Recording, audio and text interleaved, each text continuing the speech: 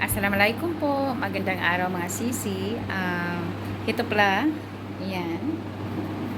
5 set po ito ng uniform. Order po ito ng ating kabayan. Si Madam po ay isang may-ari ng agency dito sa Lahore. Ang agency po na ito ay siya po ang humahawak ng mga ibang OFW. So, nag-order po si Madam ng 5 set ng uniform para sa kanyang tauhan, sa kanyang opisina. So, ngayon, kailangan muna natin ibabad ito mga sisi kasi ang delivery nito is Thursday. Ganito lang po talaga mga ginagawa ko dito sa Pakistan mga sisi. Ginawa ko ang aking free time na kahit papaano ay may income po talaga ako. Dito po sa Pakistan, iba po yung tila nila. Ang tila po na ito ay pure cotton po ito na gagawin kong uniform. So, kailangan ko muna itong ibabad kasi kapag hindi mo kasi ito ibabad mga sisi ay after matahi na ito at masuot ng customer, after niyang malabhan ay sisikip yung tinatahi natin. So, dapat talaga na ibabad yung tela bago natin tatahiin. Oo, kapag pure cotton ang ginagamit natin or lawn or linen. Ganun po talaga dito sa Pakistan. Dito ko lang natutunan itong pag-shrink. Shrink po isa yung ibabad natin. Ganun po talaga mga sisi. Ayan mga sisi, ngayon po ay nagbabad na po ako. Inano ko muna siya. Hindi pwede yung nakatupi na ilagay mo siya sa tubig mga sisi. Dapat ganito ang ginagawa mo. Ang pagbabad po ng tela ay hanggang 3 hours is okay na po iyan mga sis. Ayan. So, 5 set po yung in-order ni Madam at hinihiwalay ko po yung mga tela. Kasi minsan may mga tela po na sobrang naglalabas yung mga kulay. So, kapag hindi mo yan hinahiwalay ay ano sila, yung mga kulay nila ay magka-mix-mix. So, hindi maganda, o 'di ba? So, dapat talaga ihiwalay mo isa-isa yung mga tela kapag ikaw ay nagbabad nito. At ito naman ay pangbata po ito mga sisi at tinahi ko. 1 set po ito na sa malaking tao pero umaabot po siya na 4 set para po sa 1-year-old na bata mga sis. Ayan. So tatahiin ko po iyan today para ma-deliver. At bago ako magsimula ay nag-prepare muna ako ng breakfast ko. Kasi yung mag-ama ko is natutulog pa mga sisi. Kaya ang ginagawa ko muna ngayon ay gumawa ako ng chai. Yan po talaga ang every time na routine dito every morning. Mas nagustuhan ko na po ang chai kaysa kape mga sisi. Oo, dati sa Pilipinas ay every morning nagkape po ako.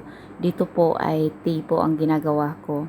Ang tinatawag nila dito ay chai kapag mayroon pong hinahalong gatas. Ayan, tapos nag-bread lang po ako at gumawa na rin po ako ng dough para po sa parata ni Yusef at sa asawa ko. Ayan, kailangan mo talagang gawin iyan at i-set aside at hintayin mo yung mga 30 minutes o hanggang gumising sila. Oo, so piniprepare ko na po iyan lahat at naglinis na rin po ako sa kusina habang kumakain ako ay hinihintay ko yung oras. Ayan. So, ito lang po talaga ang routine ko dito sa Pakistan every morning mga sis. Ayan. So, mayroon pa kaming cake kagabi. Binigyan kami ng anak ni Mister. Kasi noong Father's Day ay nag-celebrate tapos mayroon pang cake sa ref. At ang weather natin ngayon mga sisi ay medyo mainit pa rin. At medyo today po ay napakalakas po ng humid. Ayan po, naglalagkit po yung ating mga balat kapag nagyuyumid po ang paligid natin. At yung moringa ko po, yung malunggay ko ay pinaplanuhan ko pong putulin iyon para po ay hindi siya magiging kahoy talaga. Para naman ay maraming mga dahon. At ayan, sa baba, dyan sila nagsasampay. At ngayon ay walang hangin na fresh. Sobrang init. So, hindi tayo magpatagal sa labas. So, ngayon, kumakain ako ng breakfast dito lang muna sa aking tinatahian. At ito pala mga sisi, natapos ko na siyang natahi within whole day. Ayan. 6 set po. Tapos ito din 6 set din po na suit. At lumabas kami ni Mister kasi nasira yung aging machine ko. At pumunta kami dito. Biumahe kami ng 2 hours para dinadala namin yung machine namin. Hindi talaga buong makina mga sisi. Ang dinala lang namin is yung sensor. Yung sensor po ay doon po yon magsisitting kung anong problema at siya po ang nagbaback up ng ating machine. At dinala ko na rin din po yung clutch ko. Oo, kasi sabi nung binila namin ay may nasira daw. So pumunta kami dito sa lugar na ito. Napakalayo, 2 hours yung biyahe namin. Nagtitrain lang kami. Yung motor namin binaba lang namin doon. Nagtitrain kami. Kasi ang lugar na ito ay pagbaba mo ng train ay nandito na. Masyadong malayo siya mga sisi. Mas malayo pa siya sa Divisoria.